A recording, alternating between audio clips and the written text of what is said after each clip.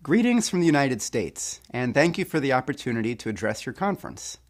My name is Jason Ross, and I work with the American economist Lyndon LaRouche. The problem of measuring the growth of an entire economy is a complex one. While most studies account for the economy as a whole by building it up from its component parts, I argue that it is possible to develop global metrics for an economy, as opposed to an accumulation of local measurements. Mr. LaRouche has proposed the measurement of potential relative population density as a global measure of economy.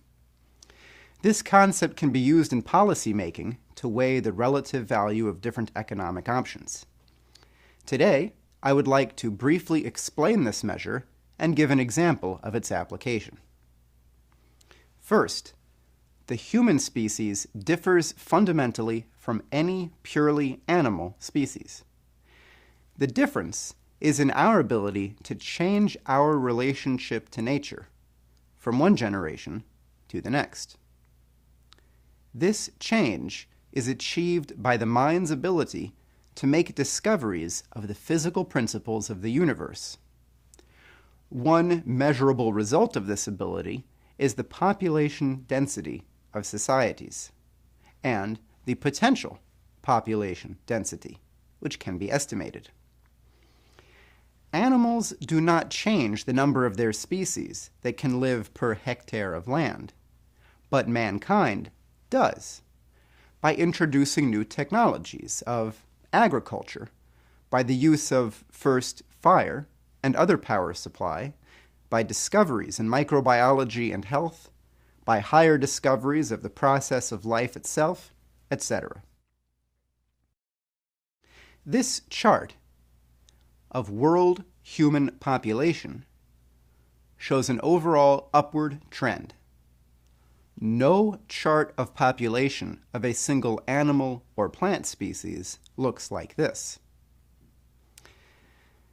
However, this chart of the total biodiversity of life over the past 540 million years does show an upward growth that is similar to that of the human species. As another example, this chart shows the proportion of marine animals that are able to move on their own compared to those that cannot. Over time, the proportion of those that can move on their own increases, and we see specific stages of development where the entire system of life changes together. From this, we conclude that when comparing human life to animal life, it is most appropriate to look at our species in terms of evolutionary change in life as a whole. When we implement new discoveries, it is like life using new biological technologies. When performing economic planning and economic goal encouragement, thinkers must explicitly consider the effect of policies on the ability to make and implement new scientific discoveries, to develop new types of fire, speaking metaphorically. This chart indicates the increasing energy densities of new sources of power that have been developed by human civilization. Again, the difference between different power sources is a qualitative jump. These new types of fire allow new economic systems, a new platform for our species. Truly, we are a species like no other. One specific example of planning for higher power is the NAWAPA plan, the North American Water and Power Alliance.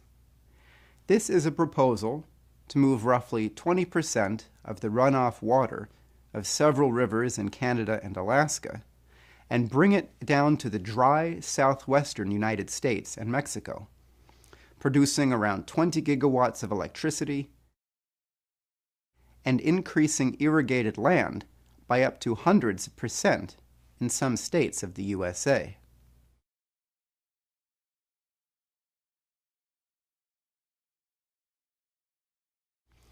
This will directly make the land much more productive for agriculture and will make water availability consistent, not dependent on the weather of one year.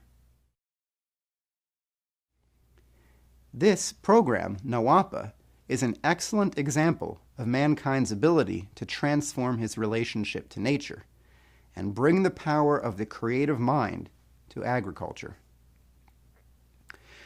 To learn more about Mr. LaRouche's concept of energy flux density and potential relative population density, and the NAWAPA program, I encourage you to consult larouchepac.com.